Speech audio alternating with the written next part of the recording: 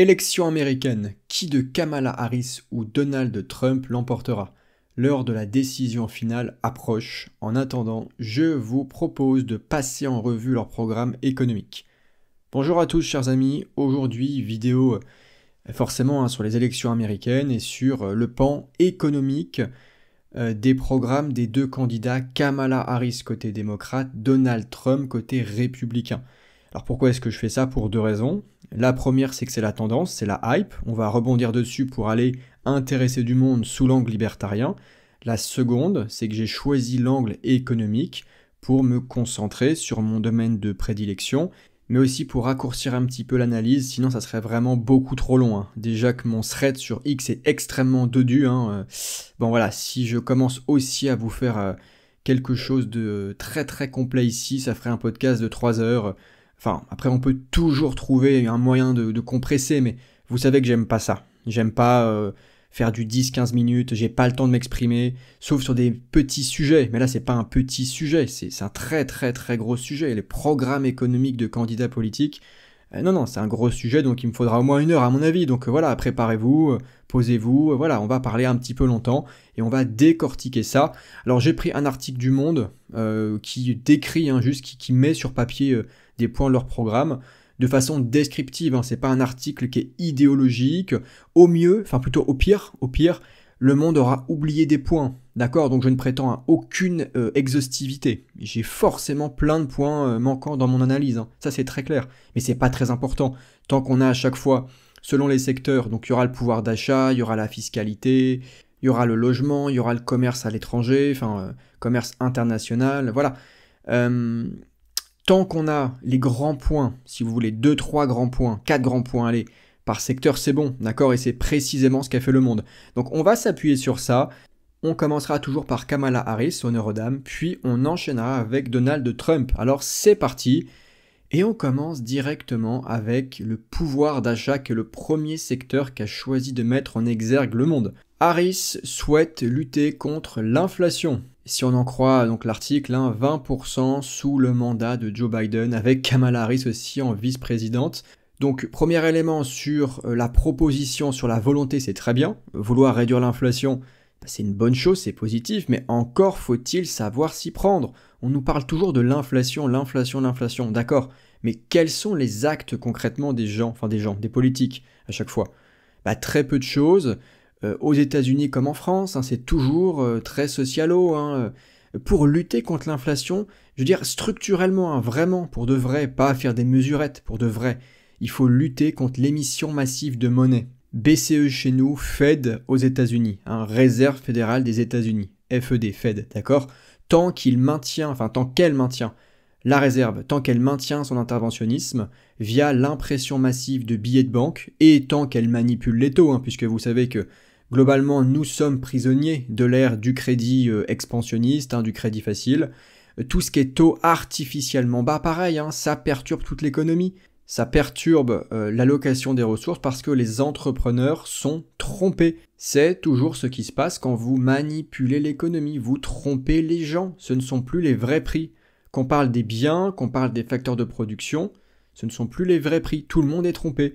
Et quand les conditions du crédit changent un petit peu, quand la BCE ou la Fed resserre un petit peu la vis, parce qu'il faut bien aussi un peu contrecarrer plus tard les effets néfastes qu'elle aura produits, on se retrouve avec des gens qui sont en fait un peu à poil. Et ouais, on a investi là où il ne fallait pas, on a mis ses billes là où il ne fallait pas, on a maintenu artificiellement en vie des entreprises qui auraient dû crever, voilà, j'en passais des meilleurs. C'est toujours ce qui se passe.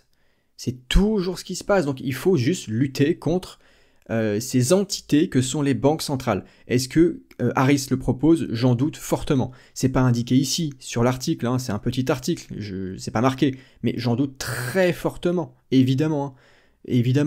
Ensuite, elle propose d'interdire les pratiques anticompétitives de certaines entreprises. Et là, c'est n'importe quoi. On est en plein dans le narratif étatique et socialo qui sert à justifier le contrôle économique.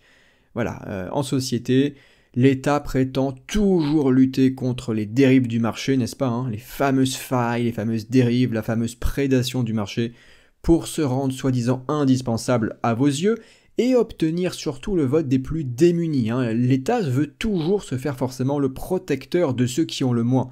Sauf qu'en réalité, il ne fait qu'empiler les problèmes par les distorsions qu'il va générer. L'intervention crée toujours ce qu'on appelle des effets pervers. Et donc à la fin, nous, consommateurs, on est toujours lésés.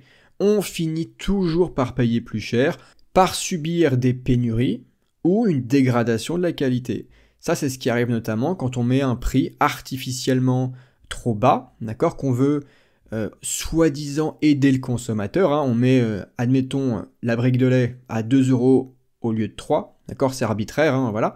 Et le problème, c'est que les producteurs de briques de lait, eux, comptaient sur un prix de vente plutôt à 3 euros, et les voilà qui sont contraints de comprimer leurs coûts, de trouver des solutions, de faire des coupes dans leur structure, voire pire, voire la faillite parce qu'on ne peut plus du tout rentrer dans ses coûts, ou alors il faut revendre l'exploitation, Voilà, il y a des choix très durs à faire, on fait faillite, que sais-je, en tout cas, on y perd. Les producteurs sont lésés dans l'affaire.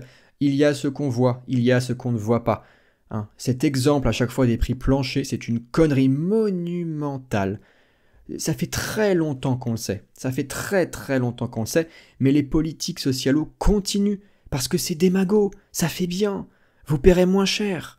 Ouais, c'est tellement séduisant. Mais l'inculture généralisée des gens et l'affect, fait qu'à chaque fois, ils tombent dans le panneau et ils continuent d'imaginer que ça va les servir. Mais ça vous servira à très court terme.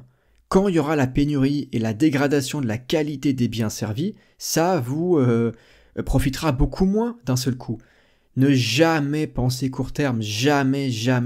Or, la démocratie, c'est le règne du court terme. Ok ? Ensuite, Mr. Trump, annulation de réglementation, augmentation des droits de douane à hauteur de 10% sur toutes les importations et 60% pour celles venant de Chine. Alors là, c'est bien pour l'annulation des réglementations. Alors le monde ne précise pas lesquelles, mais c'est positif de toute façon. Ça, je dirais, on s'en fout en fait. Par principe, c'est positif. Tu retires des couches de droits positifs, des couches de droits d'État, c'est bien. C'est good, tout simplement. Par contre, pour les droits de douane, c'est une atteinte directe au libre-échange, au commerce, à l'enrichissement de tous. Trump devrait lire Frédéric Bastiat pour comprendre que ce genre de politique laisse toujours le consommateur. Pourquoi ? Parce que l'imposition de barrières douanières, c'est ça le protectionnisme. D'accord ? C'est toujours ça. On met des barrières artificielles qui viennent créer un cartel intérieur sur le plan économique, sauf que forcément, ça augmente le coût des importations et ça vient comprimer le pouvoir d'achat des Américains. Et puis pendant ce temps-là, les entreprises locales, certes, ne subissent pas la pression concurrentielle de l'étranger, oui, sauf qu'elles en profitent pour mettre leur prix plus cher, donc on paye aussi plus cher pour leurs produits à elles, à ces industries-là, d'accord, américaines, directement, qui produisent sur le sol américain, on paye plus cher pour tout ça, et puis il n'y a pas vraiment d'incitation à s'améliorer, quoi. Quand on s'évite la concurrence de partout, on reste un petit peu sur ses acquis, et l'américain moyen, il perd, toujours. Ensuite, il tient l'immigration pour responsable de l'augmentation du coût du logement, de l'éducation et de la santé. Dans ce cas-là, donc moi j'entends, mais attention, dans ce cas-là, M. Trump, protégez les droits de propriété et libérez l'économie. Et puis vous éliminerez les problèmes que vous déplorez. D'ailleurs, sur l'immigration, rappelons qu'elle devrait se régler par la libre invitation.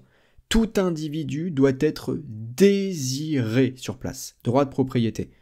Il faut être désiré. Le phénomène d'immigration de masse, certes, peut provoquer tout un tas de problèmes qu'on regrette sur place, pas de souci, la sécurité, les tensions ethniques, culturelles, religieuses. Sur le plan économique, ça pose problème dès lors que les marchés sont bloqués, qui sont réglementés, que l'offre ne peut jamais s'adapter à la demande. J'entends tout ça, et j'entends bien que ça soit le cas pour le logement, pour la santé, pour l'éducation. Ok, très bien. Mais libérez tous les marchés et faites de l'immigration sur invitation. Bon, évidemment, là, c'est un propos anarcap. Je sais très bien que jamais ils ne feront ça, les républicains, s'y passent. Jamais, je sais parfaitement. Mais j'en profite pour proposer à l'audience une analyse radicalement libérale, donc anarcap. Mais voilà, je sais parfaitement qu'il va pas faire ça c'est très clair. Pourtant, qu'on parle de l'immigration, qu'on parle de la santé, qu'on parle de l'éducation, qu'on parle de tout ce qu'on appelle en général service public, tout ce qui sert le bien commun, hein, ce veau d'or, ça veut pas dire grand-chose, mais par commodité, enfin voilà, je l'emploie ici, et vous voyez ce que je veux dire, voilà, tout cela doit être servi par le libre marché. Il n'y a absolument aucune exception à ça. Il n'y a aucune raison qui puisse justifier le fait que le marché fonctionnerait pour certaines choses et pas pour d'autres. Aucune raison à ça. Bon là en l'occurrence, on sait très bien que c'est un argument pour montrer du doigt l'immigration directement. Lui, ça lui permet un petit peu d'exciter les républicains sur ça et de collecter des voix, ou de renforcer le vote, enfin voilà, hein, c'est son narratif classique. Hein. Mais l'immigration, voilà, je le redis une dernière fois, dans le monde anarcap, n'est pas une histoire de c'est bien, c'est pas bien, là c'est plus efficace, ah mais là il faut peut-être arrêter, machin. C'est pas utilitariste si vous voulez. Il n'y a aucun utilitarisme par principe, aucun. C'est une question de droit de propriété. Tu viens chez moi si tu es désiré. Et c'est là qu'on se rend compte que l'immigration ne peut jamais, jamais être justifiée au nom de l'économie, de l'enrichissement de machin, du bien commun. Non, c'est une question de choix individuel. Je sais qu'à chaque fois, cette histoire d'immigration sur libre invitation fait peur parce qu'on a l'impression que les gens vont inviter n'importe qui chez eux, qu'il y aura des malades mentaux qui vont se balader dans les rues, machin, enfin voilà, au sein du territoire. Non, non, non, il y a très très peu de chances, très très très peu de chances, pour une raison extrêmement simple. Vraiment, il faut vraiment se remettre dans le cadre. La libre invitation, ça veut dire responsabilité absolue par rapport à celui qui est invité. Absolue. Responsabilité juridique comme économique. Si tu invites quelqu'un sur le territoire, quelle que soit la raison, aucune importance, tu en es responsable. De A jusqu'à Z, si la personne se révèle dangereuse, bizarre, que sais-je, violente, tu vas le payer extrêmement cher socialement, économiquement et en justice. Extrêmement cher. Vous croyez vraiment que dans un cadre d'une telle exigence sociale, les gens inviteraient n'importe qui ? Et non, c'est absolument improbable. En fait, ça serait un suicide. Le cadre libertarien est tellement exigeant que, personnellement, j'imagine au mieux de l'immigration, bien sûr, des flux humains, bien sûr, mais d'excellente qualité, très très très loin de l'immigration massive, avec voilà, cet afflux de jeunes hommes du tiers-monde sans aucune compétence en plus. Hein, voilà. Enfin, très peu de compétences pour le marché en plus. C'est extrêmement peu probable que ce phénomène se passe dans le monde libre, pour des raisons structurelles. Tout est question de fondation. Comment est-ce que vous bâtissez votre maison à la base ? C'est ça qui compte. La maison liberté est tellement robuste sur ses bases que cette conséquence est hautement improbable. C'est très important ça, sinon on ne comprend rien à l'immigration en toute liberté. Donc les phénomènes d'immigration de masse et tout ce que M. Trump déplore, c'est l'effet de l'État. Ensuite, on passe à la fiscalité. Harris veut baisser les impôts des classes moyennes et mettre en place des aides fiscales pour les parents. Alors, baisser les impôts, oui, mais pour tous. Pas juste pour des gens au hasard, donc faut arrêter avec la logique de quand. Et aussi avec les aides fiscales, hein, ou même les niches fiscales, ou les crédits d'impôt, on va aussi un petit peu en reparler de ça, des crédits d'impôt. Non. Le problème, c'est pas la baisse d'impôt en soi, parce qu'on est content, nous, hein, quand on a ça. Comme classe moyenne, on est content, ça fait plaisir, bien sûr. Mais il faut baisser les impôts partout pour tous, entreprises, particuliers, partout. Toute trace de fiscalité, si vous préférez. Toute trace de fiscalité doit être éradiquée à la fin, au moins baissée, parce qu'on imagine bien que ça soit l'un ou l'autre, alors surtout Harris, hein, globalement, il n'y aura jamais d'élimination de la fiscalité avec eux, hein, jamais. Pas sous démocratie, pas avec ces gens, d'accord. Donc on peut saluer la baisse des impôts, d'accord, mais il faut le penser pour tous. Donc là, c'est très très inconsistant, si vous voulez. Parce que là, qu'est-ce qui va se passer, en fait ? C'est qu'il y aura une compensation fiscale, il y aura un ajustement fiscal. Ce qui n'a pas été prélevé ici sera prélevé là-bas, évidemment. Parce qu'à la fin, l'État doit chercher des recettes, hein, surtout dans un contexte comme aujourd'hui avec des déficits qui s'accumulent, des dettes folles. Ils sont obligés, les mecs, ils sont en panique. Donc ils vont chercher l'argent partout. Bon, puis après, attention, hein, c'est des programmes. Hein. Il y a ce qui est inscrit, il y a ce qui est fait dans le réel. Hein. Bon, évidemment... Là, je fais une analyse sur base de ce qui est marqué. Je ne dis absolument pas que ça sera fait. Hein. Qu'on soit très clair là-dessus.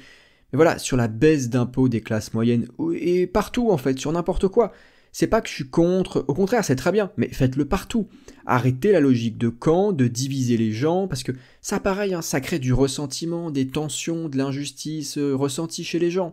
Donc le propos ANARCAP ici est de dire que toute trace de fiscalité doit être réprimée, réprouvée, éliminée, et autant que faire se peut, il faut baisser la fiscalité partout et pas juste pour certaines catégories. Après attention, hein, si on baisse la fiscalité pour les classes moyennes et que ça n'est pas répercuté chez d'autres personnes, donc qu'il n'y a pas cette logique de compensation, bon, c'est déjà mieux. Maintenant, restera toujours le problème, un peu de la jalousie, de l'injustice, on se dit mais pourquoi pas moi aussi, enfin, il y aura toujours ce truc-là. Mais le vrai piège là-dedans à chaque fois, c'est la compensation fiscale. Hein. C'est que, voilà, encore une fois, il y a ce qu'on voit, il y a ce qu'on ne voit pas, quoi. On voit que un tel ou un tel paie moins, puis on ne voit pas qu'en fait, il y a une taxe en plus par ici, une taxe en plus par là. Enfin, vous voyez un peu le truc? C'est toujours pareil. Ensuite, Harris veut augmenter le salaire minimum. Excellente idée, madame. Évidemment. Enfin, excellente idée si vous voulez créer du chômage, bien sûr. Hein. Bon, mais je crois pas que ça soit forcément le but pour quelqu'un qui veut gouverner, hein, a priori. Donc non, hein, bien sûr, c'est catastrophique. Il faut arrêter avec le SMIC. Le SMIC n'est pas social. Le SMIC est antisocial. D'accord? Pareil, quand on dit ça à chaque fois, mon Dieu, mais vous voulez payer les gens 300 € par mois, dites-le, avouez-le. Que dalle! Vraiment un pur fantasme marxiste, d'aliénation, d'esclavagisme, pur fantasme. Ces gens sont dans le fantasme absolu. Vraiment, à chaque fois, ils imaginent des trucs qui n'ont aucun sens, qu'on n'a jamais dit. Pur fantasme. On ne veut pas payer les gens 300 €. On dit que le marché s'occupe déjà d'établir les salaires en fonction de votre productivité, de vos compétences, de ce qui est valorisé, puis aussi évidemment de votre capacité à vous vendre, à négocier. C'est tout ce qu'on dit. Le seuil artificiel nuit aux travailleurs peu qualifiés parce que ces derniers se retrouveront toujours exclus du marché, puisque leur productivité étant faible, ils sont peu qualifiés. Ça ne justifiera pas le salaire minimum pour l'employeur. Ils ne pourront pas être retenus. D'accord? Donc, qu'il y ait des gens temporairement moins bien payés qu'un salaire minimum, oui, ça arrivera, bien sûr, mais vous préférez que ces gens ne travaillent pas du tout? En fait, ce qu'il faut bien voir à chaque fois avec ça, avec cette histoire de salaire minimum, c'est qu'il paraît encore une fois, comme les prix bloqués, c'est marrant, hein, toujours pareil hein, en termes de pattern, ça paraît séduisant. On se dit, ah, cool, un salaire en deçà duquel je ne serai jamais payé, qui pourra couvrir tous mes frais du quotidien, enfin mes dépenses, ma vie quoi, ça ira quoi. Ça passe, ça passe. Mais vous ne voyez pas ensuite ce qu'il en coûte pour la société. C'est ça qu'on veut vous dire à chaque fois, nous, ANARCAP. Vous ne voyez jamais, vous, socialistes, si vous m'écoutez, si vous passez par là, vous ne voyez jamais l'effet caché, hein, la face cachée de l'économie. Jamais. Pourtant, le bon économiste s'applique à révéler la face cachée. Toujours. La face cachée du SMIC, ce sont des coûts intenables pour les petites entreprises notamment. C'est des travailleurs moins qualifiés qui se retrouvent lésés et qui ne peuvent pas s'insérer économiquement et socialement parlant. Ce sont aussi des subventions qui seront distribuées par-dessus pour compenser. Forcément, on va léser l'entreprise, mais on va derrière la subventionner, l'acheter à coût de billets par de l'argent public, enfin via l'argent public plutôt. Voilà. Par ailleurs, sur le SMIC, et pour finir, avant de passer à la suite, sachez qu'à long terme, dans la société libre, les salaires auraient tendance à baisser. Oui, mais, écoutez, de façon uniquement nominale. C'est-à-dire que le chiffre, le montant, d'accord, directement, serait plus faible. C'est vrai. Pourquoi ? Parce que globalement, la société libre aurait une pression déflationniste. Je passe sur le pourquoi du comment. C'est pas le sujet ici, mais il y aurait une pression déflationniste, les prix tendraient, donc les prix de vente finaux, qu'on parle des facteurs de production ou des biens de consommation finaux, qu'importe, hein, voilà, tout tendrait à baisser, globalement. Ok, ça veut dire quoi ça? Ça veut dire que les chiffres d'affaires aussi et les marges bénéficiaires aussi seraient plus faibles nominalement parlant, c'est vrai. Et donc les salaires aussi, c'est vrai. Oui, sauf que dans une société libre, on a une monnaie très forte. Ça veut dire qu'on achète beaucoup plus avec beaucoup moins de monnaie nécessaire. on en a pour son argent, comme on dit. Le rapport qualité-prix est exceptionnel. Ça veut dire qu'on s'en fiche complètement du nominal, du montant. Ce qui compte, c'est votre capacité à acheter, votre pouvoir d'achat. Ce qui compte, c'est le niveau de vie, pour le dire encore autrement. C'est le niveau de vie. Et c'est ça, si vous voulez, que permet plutôt une société libre, un niveau de vie à la hausse. Donc il faut vraiment arrêter de paniquer avec le nominal, avec les montants des salaires, les machins. Ce qui compte, c'est votre capacité à acquérir, à obtenir des biens services pour répondre à vos exigences, d'abord physiologiques, se nourrir, manger, se vêtir, puis sociales, tout ce qui va vous faire plaisir, les activités, les envies, voilà. C'est ça qui compte, le niveau de vie. Comment augmente-t-on le niveau de vie? Par la libre entreprise, par le libre marché, par la mise en place d'une concurrence aussi des monnaies, voilà. Et les meilleurs ressortiront et enrichiront tout le monde par l'épargne, par l'investissement, d'accord? Ce qui sont des choses déterminantes pour faire baisser la préférence temporelle, ok? Donc vous voyez qu'on est loin du délire du SMIC, ce prix arbitrairement placé trop haut qui pénalise en fait tout le monde, entrepreneurs comme travailleurs. On arrête avec ça, c'est donc une très mauvaise idée, Madame Harris. Ensuite, elle veut augmenter les taxes sur les grandes entreprises et sur les personnes les plus riches. Marxisme mental, avec cette volonté de transférer les richesses de A vers B, donc A étant ici le riche, ou l'entreprise riche, ou l'individu riche vers B, les catégories qui seront protégées, favorisées, privilégiées. Donc là, rappelons un bon tax is theft, l'impôt est du vol par nature. Pourquoi? Parce qu'il brise le concept même de souveraineté individuelle. Taxer, c'est voler parce qu'on ne vous demande pas votre avis. C'est pas de la mutualisation, c'est pas de la redistribution volontaire, c'est pas du consentement manifesté. Non, ça ne l'est pas. C'est de l'extorsion, c'est de la confiscation. C'est à condamner par principe. D'accord? Ensuite, puisqu'elle parle des grandes entreprises, moi j'ai aucun problème, aucun complexe à critiquer la grande entreprise comme structure. Pourquoi? Parce que globalement, elles ont tendance à s'acoquiner aux États, à être en connivence. C'est là qu'il faut taper. Il faut dénoncer la connivence État-entreprise et mettre fin à toutes les subventions et à tous les privilèges aux entreprises.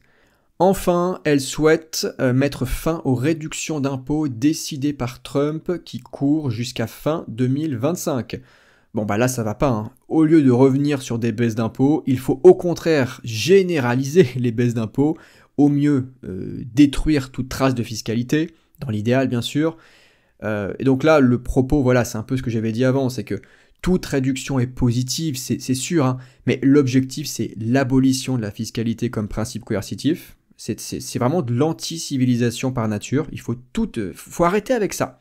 C'est un faux concept qui détruit la civilisation. On ne se rend même pas compte. On n'arrive même plus à penser hors de l'impôt. On n'y arrive plus. Pourtant, l'impôt est un vol. Voilà la seule justice sociale. Détruire le concept même d'imposition. Pour M. Trump, il souhaite accorder de larges crédits d'impôt et supprimer la taxe sur les pourboires. Alors, sur les crédits d'impôt, je dis que j'en parlerai un petit peu, ça n'élimine pas le problème de base, Mr. Trump. Ça ne fait qu'atténuer, et encore, temporairement. Et oui, parce qu'après, on ne sait pas du tout ce que fera le suivant. Une charge coercitive pour certains et pas pour d'autres. Encore cette logique un peu binaire, cette logique de camp. Je te choisis toi, mais toi tu paieras plus, ou toi tu n'auras pas de réduction fiscale, parce que ceci, parce que cela. Toujours pareil, quoi. C'est ça qui alimente vraiment, ça j'insiste, le ressentiment, la détestation, le marxisme aussi beaucoup, qui joue tout le temps sur ça. Ce ressentiment permanent, quoi. Faut arrêter avec ça. Soyez rigoureux, quoi. Vous me baissez ça pour tout le monde, ou vous, au mieux, vous éliminez tout, quoi. Mais bon, ne rêvons pas trop avec ces gens. Mais sur le principe, un crédit d'impôt, une baisse fiscale, un privilège fiscal, qu'importe comment est-ce qu'on veut l'appeler, de toute façon, c'est pas très important. En fait, c'est juste aussi une façon de dire, je vais te la mettre, mais un peu moins fort, quoi. Tu vois, c'est aussi simple que ça, quoi. Voilà pourquoi est-ce que nous, on raisonne toujours ANARCAP en nature, en principe, pas en degré. Restons un peu trivial sur cette image. Qu'on vous mette un doigt ou un bras, c'est un viol. C'est un foutu viol. En général, quand je fais la métaphore, les gens comprennent. Ils disent « Ah mais oui, c'est vrai que même un doigt, j'ai pas envie, quoi. » Bah ouais, c'est un viol. Par principe. Ensuite, Mr. Trump veut inscrire dans la loi son programme de réduction d'impôts pour tous les particuliers sans condition de ressources. Alors je vais aller un peu vite parce que je me suis largement déjà exprimé avant. La réduction fiscale, oui, c'est positif pour ceux qui en bénéficient à court moyen terme. Pourquoi ? Parce qu'on a plus de ressources disponibles, tout simplement. Pour consommer, pour investir, pour donner, pour échanger, enfin qu'importe. Voilà. Très bien. Oui, sauf que ça n'est positif que si l'État sort à côté de sa logique de camp, de compensation. Dans les faits, quand vous avez une réduction fiscale ici ou là, quand l'État se retire ici ou là, c'est pour mieux avancer, et souvent très très masqué d'ailleurs, souvent très très masqué, à d'autres endroits. L'État se retire et l'annonce, bah oui, il l'annonce pour faire bien, pour faire un petit peu libéral quand même de temps en temps. De temps en temps, on vous fout un petit peu la paix de temps en temps, quoi. Voilà. Oui, sauf que derrière, c'est pour vous la remettre à d'autres endroits. Et souvent, et je vous invite à être très attentif à ça, il va recréer des réglementations et des impôts, ou de la fiscalité, enfin qu'importe, voilà, ou des taxations, voilà, sous des noms différents, des appellations différentes. Ça, c'est vraiment l'hypnose jusqu'au bout, quoi. L'ignominie de ces gens jusqu'au bout, quoi. Ah non, c'est pas vraiment pareil, mais c'est un peu différent. C'est un peu comme, récemment là, il y a une taxe d'habitation qui va revenir, alors qui n'a pas l'air extrêmement élevée, mais qu'importe, elle revient quand même. Ils l'ont appelée contribution territoriale, je sais pas quoi, universelle. Vous irez vérifier ce truc-là. Ils sont en train de rediscuter d'une taxe, mais qui en fait est une contribution machin sur la terre, enfin territoriale, je sais pas quoi. J'ai vu passer le machin, d'accord ? C'est redoutable. C'est exactement pareil. C'est un tout petit peu différent peut-être pour les conditions de prélèvement, les machins, à quelle hauteur. Ok. Mais c'est pareil fondamentalement. C'est pareil. C'est de l'hypnose. C'est de l'hypnose. Ne vous faites jamais niquer sur ça. Ils tentent juste de vous la mettre. À chaque fois. Un doigt ou un bras. Qu'importe. Ils tentent toujours de vous la mettre. Filons côté logement. El famoso crise du logement, et oui, avec Harris qui veut développer la construction de logements neufs en assouplissant la réglementation. Alors, sur le papier, c'est très bien. Sur le papier, voilà, toujours pareil. Il y a les programmes et puis il y a ce qu'on en fait. Oui, parce que la libération du marché de l'immobilier, enfin du logement en général, nécessite évidemment l'abandon de toutes les normes, les permis imposés, les machins fiscaux, d'accord ? Qui viennent détruire l'offre, tout simplement, qui ne peut plus répondre à la demande. Tout simplement. Donc sur le papier, rien à dire, c'est positif. Reste à voir si la dame est élue, si elle le fera vraiment. Et dans la même logique que l'impôt, c'est pas juste de l'assouplissement qu'il faut. Là, c'est positif parce que c'est un moindre degré d'État. Et partout où se retire l'État, c'est positif. On préfère moins souffrir que plus. On préfère moins souffrir que plus, évidemment. Oui, sauf que en fait, à la fin, ce qu'il faut, c'est l'absence totale de réglementation étatique. C'est la libération du marché. Et attention, ça ne veut pas dire le chaos, l'anomie, le n'importe quoi. Non, ça veut dire la régulation par les acteurs privés qui font des contrats dans un cadre juridique de pure propriété privée. Il n'y a pas question de chaos. Il y a question de régulation par nos choix. Par nos choix, par nos contrats. D'accord ? Il n'y a pas de chaos, ça n'existe pas. Le chaos, c'est l'État. Le chaos, c'est toujours l'État. La crise du logement, c'est toujours l'État. Toujours. Ensuite, elle veut distribuer des aides à hauteur de 25 000 $ à l'achat pour les primo-accédants à la propriété. Et là, non, ça va pas. On retombe dans le socialisme. Les subventions créent des distorsions économiques, tout en étant financé par le vol de tous les productifs. En offrant des aides à certains, donc là les primo-accédants, Harris va en fait augmenter artificiellement la demande par rapport à l'offre, elle va créer un déséquilibre, c'est donc ça qu'on entend par distorsion, qui revient souvent dans la littérature ou dans mes explications, c'est un mot qui revient beaucoup. Oui, la distorsion, c'est tordre le marché par l'intervention, et ici en l'occurrence par la subvention. La subvention va tout simplement permettre à plus de gens d'accéder à la propriété, parce qu'ils en auront d'un seul coup les moyens. Oui, sauf que de l'autre côté, l'offre n'est pas adaptée, n'est pas parée pour y répondre. Donc il y a une raréfaction de celle-ci, de l'offre de logement qui se met en place, et par conséquent les prix tendent à augmenter, d'accord? En fait, la subvention qui apparaît, toujours pareil, ça paraît cool, séduisant. J'aurai plus d'argent pour accéder à ma propriété foncière. Bah c'est cool. Oui, mais à court terme, pas à moyen long terme. Moyen long terme, les prix tendront à augmenter, et donc vous rendez de nouveau l'accès à la propriété foncière compliqué. Voilà, vous recréez les mêmes problèmes derrière. Ensuite, pour Mr. Trump sur le logement, il veut baisser le coût de l'immobilier en réduisant l'inflation pour baisser notamment les taux d'emprunt. Eh bien écoutez, pareil qu'au début avec Harris qui voulait aussi baisser l'inflation dans le contexte du pouvoir d'achat, mais là pareil pour l'immobilier, quiconque veut lutter contre l'inflation pour globalement rendre la vie moins chère pour tous doit lutter contre la Fed les concernant aux États-Unis. Donc je ne sais pas ce que Mr. Trump veut faire avec la Fed, mais là c'est une question de politique monétaire. Voilà, je ne sais pas ce qu'il veut mettre en place. Encore une fois, le programme ici n'est pas complet, il n'y a que quelques points. J'oublie forcément plein de choses. Vous me direz en commentaire ce qu'il veut faire avec tout ça. Je doute fortement, comme pour Harris, je doute fortement qu'il tente de, entre guillemets, diminuer drastiquement le rôle de la Fed.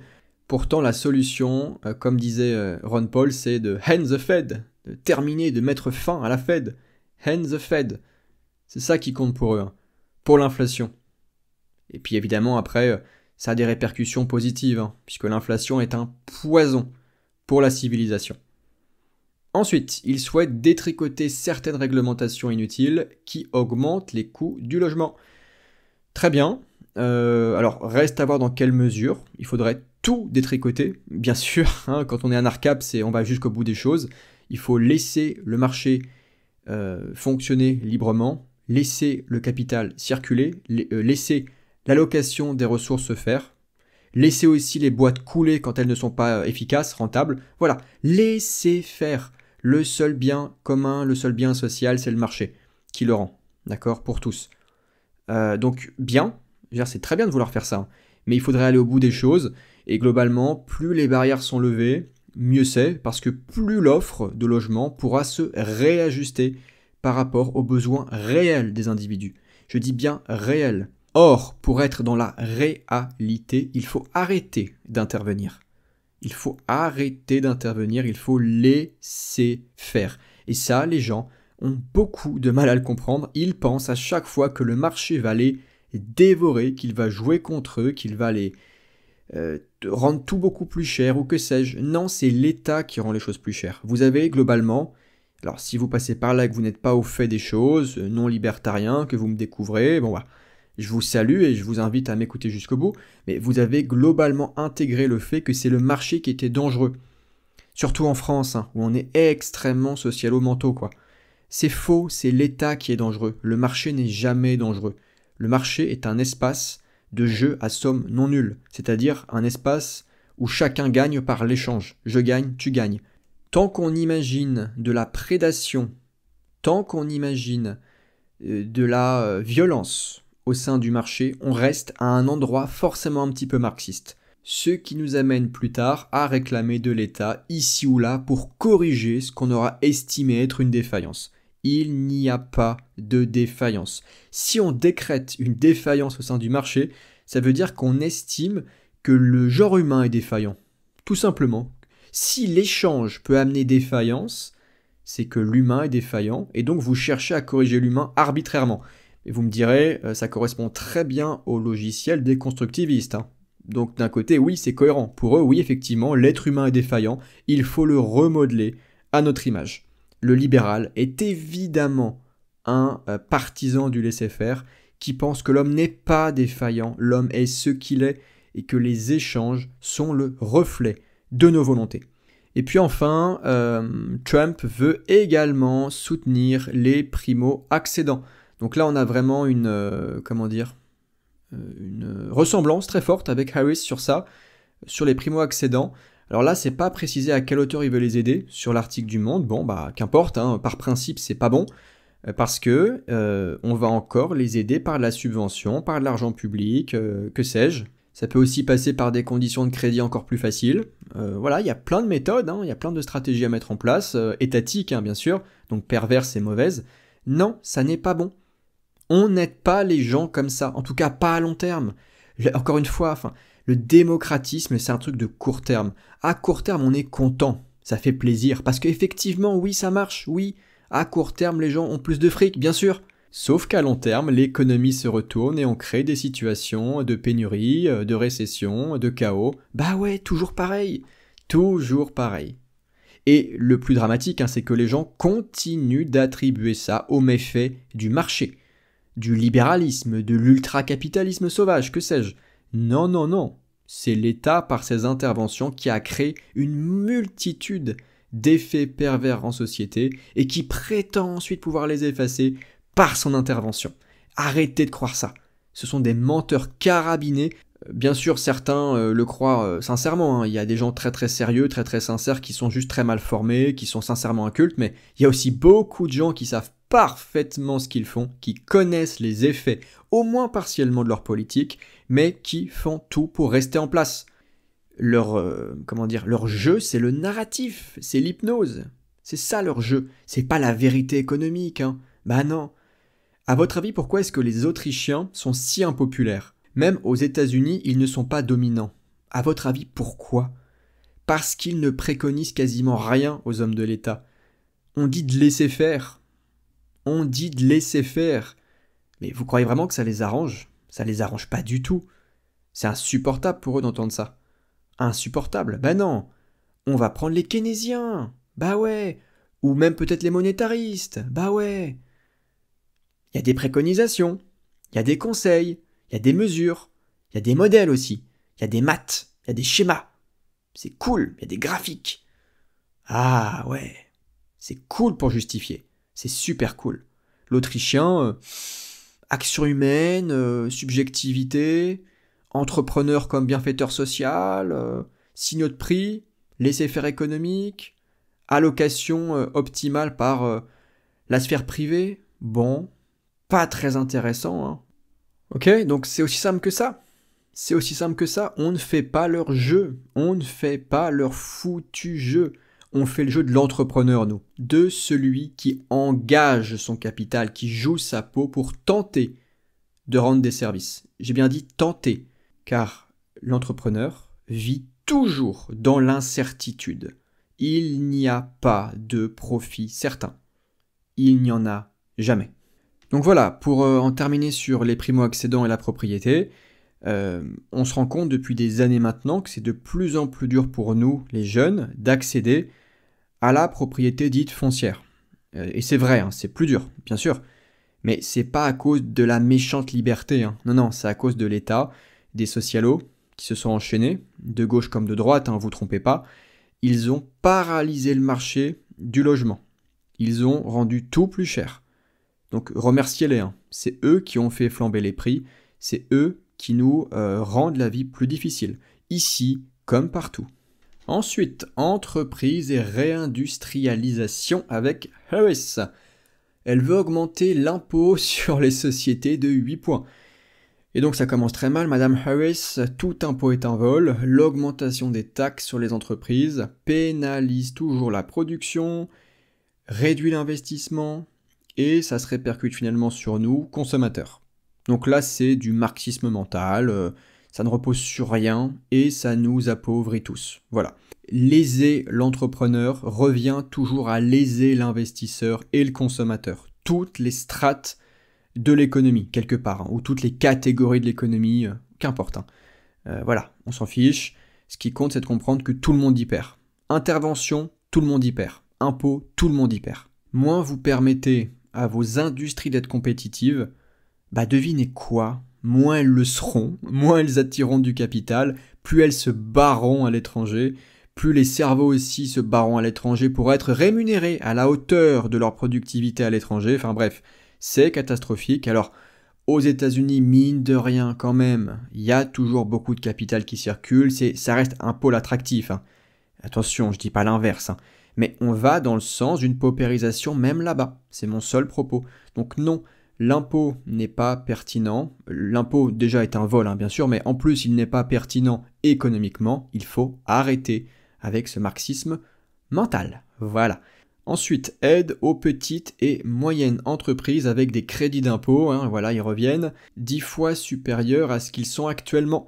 Donc je le redis, mais non, ça revient à aider certaines personnes ou entreprises ou industries, tandis que d'autres continuent de subir et de supporter, si vous voulez, la fiscalité pour les autres. Encore une fois, bien souvent, quand on baisse quelque part, quand on soulage les uns, c'est pour aller ponctionner les autres, bien souvent. Par ailleurs, pour aller un peu plus loin, tout ce qui constitue une aide à des entreprises ici ou là, donc là c'est un crédit d'impôt mais ça peut être aussi de la subvention, tout ce qui revient à aider une entreprise, ça peut aussi faire le jeu d'un sauvetage illégitime. Il y a des boîtes qui sont régulièrement sauvées par l'État alors qu'elles devraient crever, elles devraient s'éteindre. La sélection par le marché est annulée ou ralentie à cause de l'argent public distribué par l'État, enfin ponctionné et distribué par l'État. N'y voyez pas une forme de cruauté, non, c'est l'inverse. La cruauté consiste à vous voler et à faire survivre des entreprises qu'on appelle parfois zombies ou fantômes, en fait qui n'ont pas de rentabilité ou très peu et qui ne devraient pas persister, qui ne le devraient pas. Et pas d'inquiétude, sur un marché, il y a une très forte mobilité et les gens peuvent se réinsérer facilement. Ils peuvent de nouveau servir, de nouveau échanger. Sur un marché véritablement libre, pour de vrai, il n'y a pas toutes ces normes, ces lois d'État, tous ces machins qui nous bloquent, et par ailleurs les contrats seraient beaucoup plus souples. C'est pas le sujet ici, mais la structure même du marché du travail serait beaucoup plus souple. Beaucoup plus. Donc forcément, la mobilité sociale, comme d'ailleurs celle du capital, sont rendu davantage possible, accentué, il y a plus de fluidité, plus de souplesse, et donc ne vous inquiétez pas, parce que je connais les arguments, parce qu'on nous dit à chaque fois que ça crée du chômage du coup, quand il y a une grosse boîte qui fait faillite par exemple, ou quand même plusieurs petites boîtes s'écroulent, machin, il y a des gens qui se retrouvent sur la paille, oui certes, mais en principe, ces gens devraient vite retrouver chaussures à leurs pieds sur un marché vraiment libre, pour de vrai. En France, ils ne le peuvent pas ou ils sont ralentis à cause du marché étatisé. D'accord ? Donc c'est pas le problème de la faillite, c'est le problème de la structure même du marché qui ralentit tout le monde ensuite. C'est toujours comme ça qu'il faut raisonner. Par le bas, par la structure même. Par ailleurs, et puisqu'on parlait des petites boîtes, vous n'aiderez jamais autant les petits qu'en leur foutant la paix. Qu'en leur foutant la foutue paix. C'est comme ça qu'on fait d'eux des gros. Petit deviendra grand s'il a eu l'occasion de devenir grand. Et les occasions, on se les crée quand le capital circule, quand les compétences circulent, quand le travail s'alloue correctement et quand les entreprises peuvent vraiment innover, avoir des gains de productivité, des structures de coûts moins élevés, d'accord, des contrats beaucoup plus souples et moins coûteux, une administration aussi, une bureaucratie plutôt, qui saute aussi, parce qu'en toute liberté, les contrats seraient beaucoup plus simples, il y aurait aussi des modèles dominants forcément, mais ça c'est pas un souci, de toute façon on mime toujours ce qui fonctionne, et de toute façon, il y aurait aussi par ailleurs pour les contrats plus complexes des boîtes qui s'en chargeraient, parce que pour tout besoin, un service en face existerait, forcément. Pourquoi ? Parce que partout où les profits peuvent s'accumuler, des gens se remuent pour vous servir. Ce que ne comprennent jamais par ailleurs les gens qui ne veulent pas raisonner correctement par les principes du libre marché. Partout où un besoin se manifeste, des gens se mettent en mouvement pour vous servir. C'est dans leur intérêt de faire des profits, tout simplement. Donc pour aider le petit, on commence par lui foutre la paix. Voilà. Ensuite, elle promet de réduire la bureaucratie. J'en parlais à l'instant, ça c'est excellent, sur le papier. Encore une fois, je précise parce que, entre ce qu'on inscrit, ce qu'on vend et ce qu'on fait, voilà. Le gap est plus ou moins monstrueux, surtout en démocratie. Mais sur le papier, c'est excellent. La bureaucratie est toujours une entrave, une coercition, du gaspillage en temps comme en capital. D'accord, toujours. Et donc c'est positif. Voilà, j'ai rien à dire, c'est bien. Ensuite, elle veut protéger les employés et les fonctionnaires, qui choisissent de se syndiquer, et elle veut créer des congés parentaux et médicaux qui sont payés. Alors, non, ça ne va pas du tout. La syndicalisation, sous sa forme actuelle, donc étatique, repose sur la coercition. Les employeurs doivent obéir à des règles qui viennent de l'État, qui viennent d'en haut, et intégrer des coûts à leur structure, à leur entreprise. C'est inadmissible. Donc non, ça en arrête. Si un syndicat doit exister, il n'y a pas de souci, hein, mais il sera financé par ses membres. On revient à la mutualisation volontaire. Quant aux congés, qu'importe desquels on parle, il ne faut pas se faire avoir. Parce que c'est un leurre. D'accord? Les fameuses congés payés. Hein. C'est un leurre. Non, ça n'existe pas. C'est un... Comment dire? En fait, c'est une hypnose. On y revient tout le temps. Hein. L'hypnose, tout le temps. Les coûts sont toujours absorbés par les entreprises en réalité. Toujours. Ça veut dire salaire réduit, embauche limitée, prix plus élevé en bout de course pour le consommateur pour compenser. Ça veut toujours dire ça. Ce que je cherche à vous dire, c'est qu'en fait, il y a toujours des répercussions bien réelles dans l'économie, notamment pour les entrepreneurs, sur leur gestion, sur leur prix, sur la rémunération même des employés en bout de course. Il y a toujours, si vous voulez, une absorption des coûts dans la structure capitalistique. C'est obligatoire. Les congés payés, ça veut dire notamment que les entreprises doivent compenser la baisse de productivité d'une manière ou d'une autre. C'est une question de survie économique, tout simplement. Là, c'est la réalité, quoi. Hein. C'est pas l'État qui promet des trucs, c'est pas de la mystique. Non, c'est la réalité vraie, d'accord, de l'économie. Donc, les entrepreneurs doivent trouver des solutions pour compenser. Donc, comme d'habitude, il y aura ce qu'on voit. Nous, on est bien contents, mais après, ce qu'on ne voit pas, les difficultés, notamment pour les petites structures, d'absorber les coûts. Et oui, à chaque fois, il faut bien comprendre que tout ça, en fait, ça a des répercussions sur les gens qui tiennent les entreprises. Et attention, ça ne veut pas dire qu'on ne peut pas négocier tout de même des conditions avantageuses, des avantages, que sais-je. Bien sûr, évidemment. Mais tout ça doit se faire dans le respect des droits de propriété, dans le consentement de l'employeur comme de l'employé.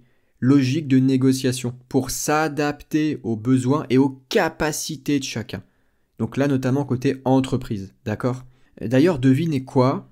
Sur un marché libre, il y a fort à parier au contraire que les entreprises redoubleraient d'efforts, d'innovation pour trouver des petits trucs en rapport avec leur structure de coût, leur capacité pour attirer du monde. Parce que la libre entreprise sur un marché libre, c'est quoi? C'est aussi et surtout un lieu d'attraction pour les meilleurs talents. Et donc il faut trouver des solutions. Il faut trouver des solutions forcément pour faire venir à soi ceux que l'on veut vraiment recruter, ceux qui permettront à l'entreprise de faire toujours plus avec toujours moins, d'augmenter sa productivité générale. Il faut trouver les meilleurs talents, les meilleures compétences, les gens les plus brillants pour des tâches spécifiques, celles qui vont dégager le plus de valeur manifestée. Donc pas de panique avec tout ce qui est avantage, d'accord, à négocier, pas de panique. Mais tout comme le salaire, on y revient. Les entreprises n'auraient aucunement intérêt à vous payer au lance-pierre alors que le voisin vous paye 3 fois plus. Pas du tout. Les entreprises auraient intérêt à se bouger, à innover, à se réinventer pour trouver des trucs pour vous attirer. Et c'est vraiment là qu'on se rend compte que cette histoire de marxisme et d'asservissement et de volonté de payer au lance-pierre arbitrairement comme ça n'a aucun fondement. Il y a l'offre, il y a la demande. Si vous raisonnez d'un seul côté, hein, vraiment cette logique de camp comme ça, donc là, les marxistes, c'est le camp, entre guillemets, prolétaire, enfin le camp, voilà, de ceux qui subissent la propriété privée, ça n'a aucun sens, hein, mais c'est comme ça qu'ils pensent, bah on se rend compte qu'on passe à côté de l'essentiel, quoi. On passe à côté de la négociation, on passe à côté de la coopération, du fait que on peut pas décider comme ça, de poser un truc, un prix, comme ça, boum. Non, on peut pas, ça ne fonctionne pas, on serait soi-même évincé du marché. Ensuite, elle veut investir dans les domaines industriels stratégiques sur le sol américain, comme l'automobile électrique, les semi-conducteurs et l'intelligence artificielle. Non. Là, en fait, le problème, c'est que quand on vous parle d'industrie stratégique, c'est pas bon. Hein. Ça veut dire que l'État veut s'accaparer des secteurs et qu'il veut se positionner pour se pérenniser. Il n'y a que le marché qui peut déterminer ce qui est stratégique. en fonction de la demande, des innovations, du mouvement du capital, d'accord? L'État ne peut pas désigner comme ça arbitrairement ce qui est stratégique. Non. Ça revient à se substituer à nos choix naturels et en fait à détourner des ressources du capital qui auraient dû être utilisées ailleurs pour être réellement productifs, pour de vrai. Et ce qui est réellement productif, c'est le reflet de nos choix, pas de ceux de l'État. Donc pas de panique avec l'automobile, avec les semi-conducteurs, avec l'IA, avec que sais-je. Vous inquiétez pas, on est assez intelligents, nous individus. Si c'est vraiment utile, on ira dessus. Parce que c'est dans notre foutu intérêt. Tout simplement. Par exemple, moi, j'utilise l'IA au quotidien. Je suis abonné à des outils d'IA pour mon activité en ligne. Je manifeste concrètement un intérêt et on vote, entre guillemets, avec sa carte bleue. Donc je manifeste un intérêt très concret pour l'IA. Je décide d'investir dedans pour faire grandir ma boîte sur Internet. Ça, c'est la réalité économique. Seul le marché peut arbitrer.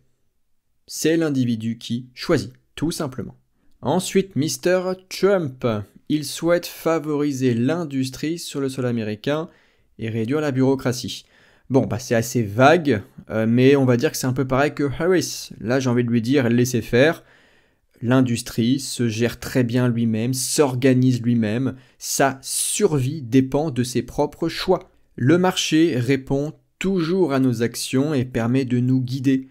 Profit positif, perte négatif et besoin de réajustement. Monsieur Trump favorisera l'industrie le jour où il la laissera pleinement faire, pleinement décider ce qui est vraiment stratégique, comme ils aiment bien dire à chaque fois.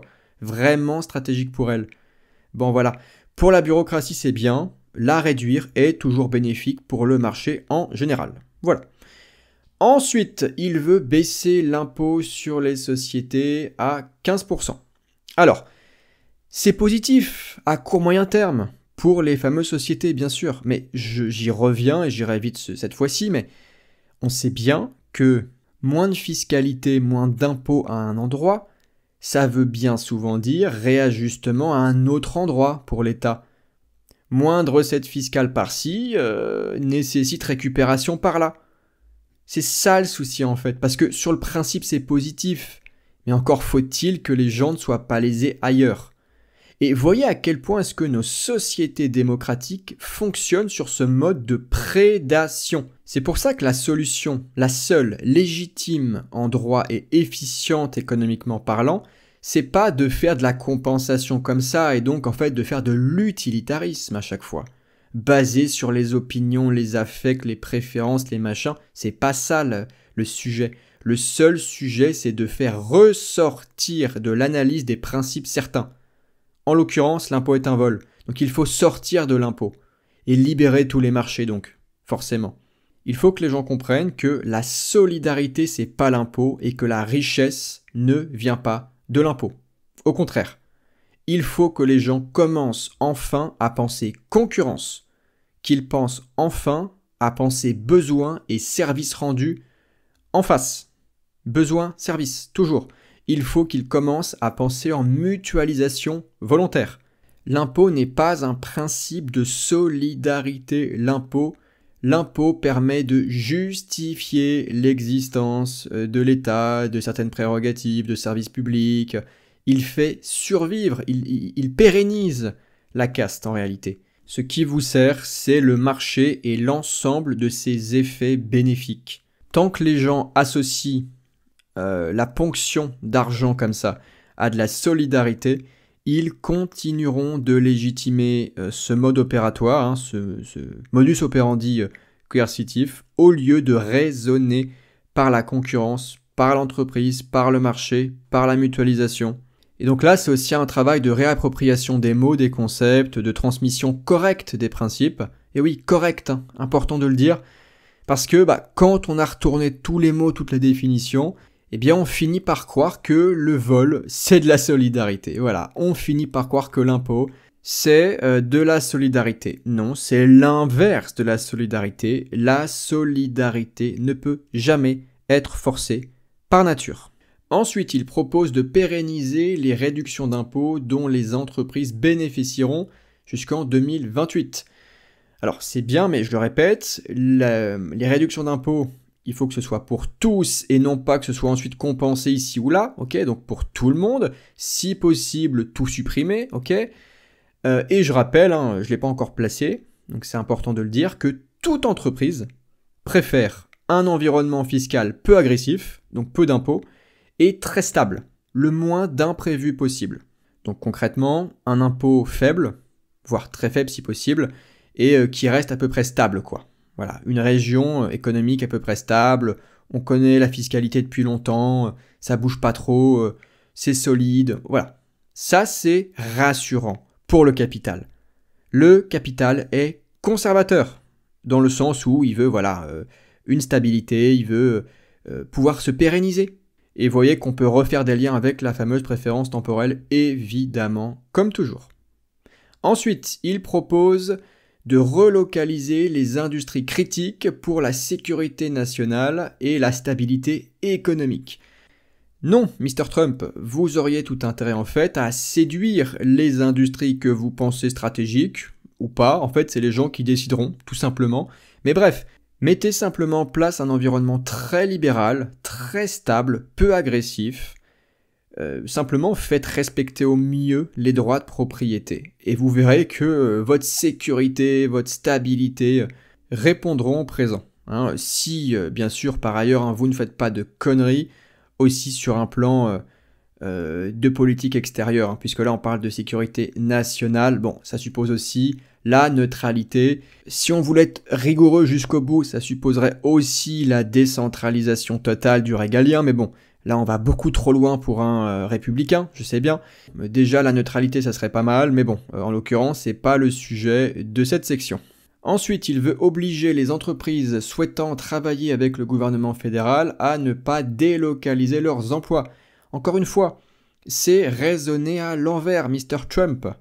C'est une atteinte déjà sur le plan des droits de propriété, c'est une atteinte à la liberté des entreprises de faire ce qu'elles désirent avec leur propre capital, premièrement, mais encore une fois, il faut raisonner à l'endroit. Si elles choisissent de délocaliser à la base, c'est parce que les conditions sur place sont trop pesantes en termes de réglementation et de fiscalité. Donc au lieu de forcer qui que ce soit à rester sur place et donc à gagner moins plutôt que plus ailleurs, mais faites des USA un paradis fiscal, économique en général. Stratégie du pot de miel. Devenez attirant, devenez même irrésistible aux yeux du capital. Voilà la seule stratégie légitime sur le plan économique. Allez, dernière section avant de passer à la conclusion sur ce que j'aurais voté moi, sur ce que j'aurais fait moi en tant qu'Américain. Commerce international. On commence avec Harris, qui veut protéger le pays contre les pratiques commerciales injustes de la Chine. Et là, ça commence très mal. Parce que le commerce n'est jamais injuste ou agressif, ou voilà, jamais. C'est une invention pure et simple des États pour vous rendre protectionniste. En France, on a notamment le fameux patriotisme économique du RN. Totalement socialo, ça. Totalement. Il n'y a pas d'agressivité du capital, du commerce, de l'échange. Ça n'existe pas en fait. C'est une invention. La seule prédation, c'est celle de l'État avec son interventionnisme qui vient toujours léser les productifs, donc les entrepreneurs, et ceux qui globalement travaillent avec eux, bien sûr, et les consommateurs. C'est ça la seule prédation. Dans le même registre, elle veut maintenir les taxes sur les produits importés de Chine, encore les fameux Chinois. Pareil. En fait, si vous voulez que les Américains achètent sur place, qu'ils fassent prospérer les producteurs américains, mais permettez à ces producteurs d'être compétitifs, attractifs, plutôt que de dire que les produits venant de l'étranger sont plus compétitifs et que c'est injuste, parce que c'est ça que ça veut dire. Quand on dit pratique commerciale injuste, ça veut dire quoi? Ça veut dire qu'en gros, à l'étranger, donc là c'est en Chine notamment, on peut produire à plus bas coût et donc vendre aussi à plus bas coût. Bon, très bien, j'entends tout à fait, mais permettez à ceux qui produisent sur place de faire pareil. d'être compétitif. Et par ailleurs, si on n'arrive pas à l'être à tel ou tel endroit, mais c'est pas grave. Les gens achèteront chinois, où est le problème en fait? Où est le souci avec ça? Division du travail, spécialisation, coopération. Il faut vraiment être un étatiste pour penser qu'il y aurait un problème avec ça. Si on n'est pas capable de faire ceci ou cela, ou qu'on n'a pas vraiment d'avantage stratégique à le faire, bah tant mieux, que les autres le fassent. Que les autres le fassent, on y gagne. On gagne du temps et du capital sur place, pour faire autre chose. Tout simplement, spécialisation les amis. Où est le foutu problème? Et partout là où on peut être compétitif et où on veut que les Américains consomment américain, eh bien laissez faire. Assouplissez les conditions de marché. Et vous verrez, c'est bizarre, c'est bizarre. Les gens consommeront davantage local, parce que d'un seul coup ils pourront le faire, ils pourront soutenir, ils pourront se le permettre. Ensuite, Mr. Trump souhaite adopter une politique protectionniste, sans blague, en renforçant les droits de douane imposés aux autres pays, en particulier à la Chine. Bon, on sent bien que de toute façon, il y a un truc avec la Chine, mais c'est pas d'hier. Il y a une guerre commerciale, ce qui n'a aucun sens sur le papier. Mais bon, ce sont des trucs d'État, bien sûr. Donc, il y a la même chose. Une volonté de bloquer la route aux Chinois. Tout ça, que ce soit Harris ou Trump, on est vraiment dans le narratif protectionniste américain qui consiste à faire croire aux gens, aux Américains, que les Chinois seraient une menace pour leur propre économie. C'est faux. La seule menace pour eux, c'est leur propre gouvernement central. D'ailleurs, le régime chinois, on peut le critiquer autant qu'on veut, et il est coercitif, il est dangereux, et d'ailleurs d'abord pour les Chinois eux-mêmes. D'accord, c'est très important de le rappeler, tout État est d'abord un problème pour ceux qui le subissent au quotidien. Mais ensuite, tout ce qui est échange commercial chinois-américain, c'est à l'exact opposé d'une prédation, à l'exact opposé de la guerre. Ça enrichit concrètement les individus et les entreprises, chinois comme américains. Donc sur le principe, c'est l'important, la politique est l'espace du bellicisme, le commerce est l'espace de l'enrichissement et de la paix. Donc qu'on laisse faire les Américains et les Chinois, ils savent ce qui est bon pour eux. Par ailleurs, je l'ai un petit peu dit en parlant de coopération et de spécialisation. N'allez pas imaginer que l'isolationnisme ou que l'autonomie totale soit des buts enviables. Non, on s'enrichit par l'échange. On est riche des autres, à chaque fois. On ne devient pas riche tout seul. Jamais. D'ailleurs, c'est même pire que ça. L'individu complètement seul, Robinson sur son île, avant même que vendredi arrive, vraiment tout seul, sans personne, il est juste condamné à la survie, quoi. Il doit juste penser à demain. Alors, il pourra faire baisser sa préférence temporelle en s'augmentant par des outils, par un filet de pêche, par un arc, très bien. Mais il ira pas beaucoup plus loin, quoi. Il fera peut-être une grande cabane, un radeau pour aller se balader un peu au large. Ok, très bien. Mais il n'ira pas faire beaucoup plus. C'est uniquement quand des gens arriveront sur son île et qu'ils seront prêts à faire commerce avec lui que chacun pourra largement augmenter son niveau de vie. Pareil sur un plan macro, un plan plus global. D'ailleurs, quand on dit macro, nous, Autrichiens, et donc austro-libertariens, pour être très précis, en fait, macro, c'est juste l'infinité des échanges micro. Revenez toujours à l'interrelation de base, revenez toujours à l'échange interindividuel, individu-individu. Tout ce qui consiste à penser sur un plan directement macro, en entité abstraite, en agrégat, un peu comme Keynes, ça n'a aucun sens sur un plan directement économique. Où est l'individu là-dedans? Il est complètement oblitéré sous des appellations abstraites, sous des machins étatiques, voilà, ça n'a aucun sens. Pareil, tout ce qui est ces histoires de balance commerciale, vu que c'est le sujet, puis avant de passer à la suite, puisque là on arrive enfin vers la conclusion, mais tout ce qui est histoire de balance commerciale par exemple, ça n'a aucun sens. Pourquoi? Parce que, alors il y a plusieurs raisons à ça, mais je l'ai dit, d'abord, les échanges sont individuels, chaque transaction se fait entre individus ou entreprises, mais on s'entend, un échange se fait entre entités bien concrètes, bien réelles, qui agissent et qui sont productives. Or, le commerce n'est pas affaire d'État, puisque en amont, l'État n'est pas un productif. L'État est un spoliateur, par nature. Ensuite, forcément, il y a aussi l'idée du libre-échange au-delà des frontières privées, au-delà de tout ça. Ça veut dire quoi? Ça veut dire que concrètement, il n'y a pas besoin de surveiller une balance commerciale, plus-moins. Pourquoi surveiller quoi que ce soit?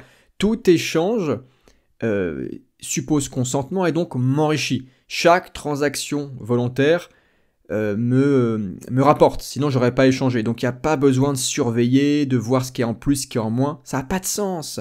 Je suis toujours en plus. Échanger correspond toujours à un plus. Sinon je n'aurais pas échangé. D'accord? Donc ça c'est un truc aussi qui peut vous débloquer, c'est que tous ces machins de moins plus sont encore en train de présupposer qu'on pourrait y perdre. Non, on ne perd jamais par l'échange. Jamais. On est toujours en plus. De la même manière, tout ce qui est histoire de balance commerciale fait le lit de politiques qu'on peut appeler mercantilistes. Donc qui vont viser à à l'accumulation d'excédents pour enrichir la nation tout entière. Quand on est anarcape, forcément, on sait bien que l'accumulation doit être le résultat d'une production libre, d'échanges libres, et non pas d'une intervention qui vise à maximiser des exportations et à minimiser des importations, pour être en plus, le fameux plus. Non, ça n'a pas de sens, encore une fois, pour nous, au niveau individuel et au niveau de l'entreprise. Toute politique qui cherche donc à rééquilibrer, comme ils disent, le commerce, c'est une manière d'interférer et donc de nuire au marché libre. Nous n'avons pas besoin de mercantilisme, nous avons juste besoin de marché libre, d'échange libre, et nous serons toujours tous en plus. Vraiment, dès que vous entendez du plus, du moins, du rééquilibrage, non, ça veut dire qu'on est encore en train de penser en guerre commerciale. Il n'y a jamais de guerre commerciale, la guerre c'est l'État, c'est pas le commerce. Nous arrivons vers la fin, chers amis, merci d'avance pour votre écoute, pour votre précieux temps. Je finis juste en vous disant ce que j'aurais fait moi en tant qu'Américain et quelle est en fait la position réellement cohérente pour un libertarien ou un anarcape, c'est pareil. La position cohérente, c'est l'abstentionnisme. Voilà, fin du suspense. J'ai vu beaucoup trop de libertariens paniquer, que ce soit aux USA comme chez nous. Quel dommage, quel dommage. Et donc on se retrouve avec des libertariens votant Trump directement. Quel dommage, ça n'est pas cohérent. Là, je n'ai fait qu'une analyse économique, mais il faudrait tout voir en réalité, mais de toute façon, c'est pas cohérent. On ne peut pas participer au mal qu'on décrit. Et puis c'est quand même particulièrement vrai aux États-Unis, où on a l'État le plus destructeur et va-t-en-guerre de toute l'histoire des hommes. C'est le premier État à être délégitimé. Alors ce qui tombe bien, ce qui est pratique entre guillemets, c'est que c'est aussi là-bas que les mouvements libertariens, anarcapes, sont les plus forts. Et que les pulsions décentralisatrices sont les plus fortes. Ça tombe plutôt bien. Et sécessionnistes sont les plus fortes. Bon, c'est bien. C'est pas fait, pas du tout, mais s'il faut que ça bouge, à mon avis, quand même, c'est plus là-bas, que ça bougera. Bon. Voilà. En France, on est beaucoup plus loin dans le jacobinisme, malheureusement. C'est comme ça. Enfin bref, j'aurais été abstentionniste, j'aurais milité pour la défense radicale de l'individu, j'aurais été un rosebardien convaincu, un opéen convaincu, je me serais fait le relais des idées anarcapes et j'aurais dit aux gens de mon entourage et sur internet, parce que j'aurais aussi été un créateur de contenu, j'aurais dit à tout le monde, les amis, notre paix, notre prospérité n'a rien à voir avec l'élection de l'un de ces deux guignols. Tant que les foules restent attachées à l'idée d'un État protecteur, l'État social, lol, l'État-providence, lol, et tant qu'elles restent attachées à l'idée que la démocratie c'est la paix, alors que c'est exactement l'inverse, chers amis, tant que c'est le cas, rien ne changera. Et je ne veux pas entendre que Trump est mieux que Harris. Ça m'est égal. Je m'en moque. Il ne s'agit pas de choisir entre 2 degrés d'étatisme. Parce que bien sûr que, au final, oui, Trump est un petit peu mieux, d'accord. Ok, très bien. Harris, évidemment, est une rouge épouvantable. D'accord, ok. Mais ça, c'est déjà entendu depuis très longtemps pour moi et pour vous aussi. Donc c'est pas le sujet. L'objectif est de faire comprendre que l'État est un problème en tant que tel. Qu'importe qui veut accéder aux manettes. Ça n'a pas d'importance au final. Sur du long terme, j'entends. Sur du long terme.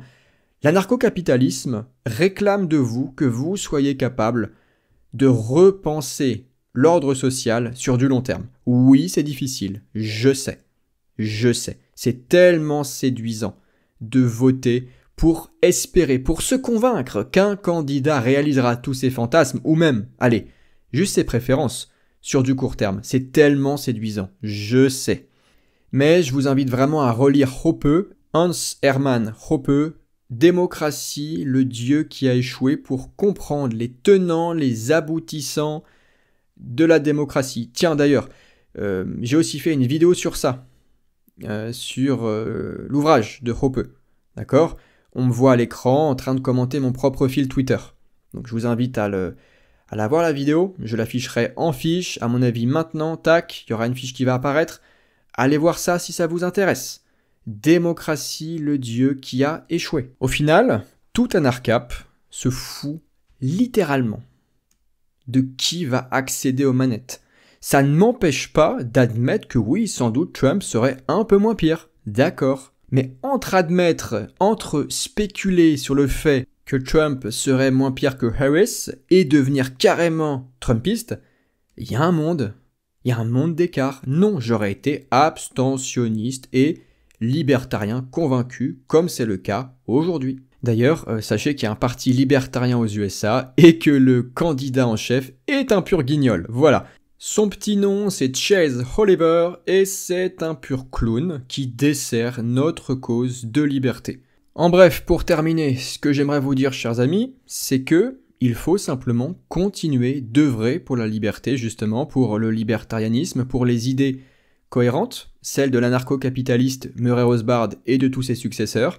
Il faut continuer d'encourager les individus à produire, à échanger, à se solidariser, et surtout en fait à leur faire comprendre que la richesse du monde et que leur situation sociale vient de leur propre action et de l'acte du commerce.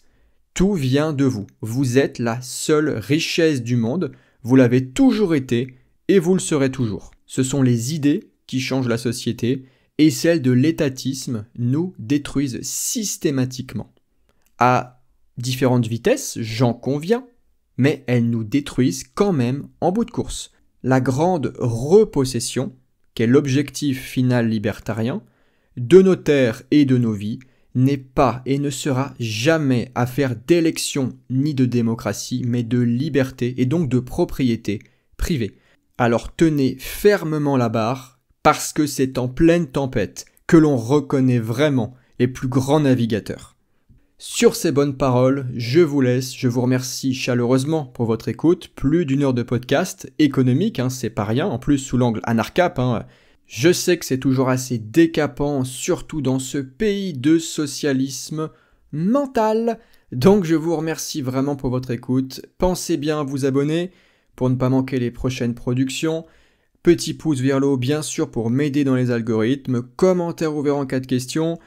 Rendez-vous aussi en description et en premier commentaire épinglé pour vous rendre sur mon site internet www.academiahomines.com. Vous retrouverez dessus l'ensemble de mes vidéos, podcasts, textes privés que je vous envoie de temps à autre pour vous former au principe de la liberté. Voilà, je n'ai plus qu'à vous remercier une dernière fois pour votre écoute et à vous dire à la prochaine. Ciao!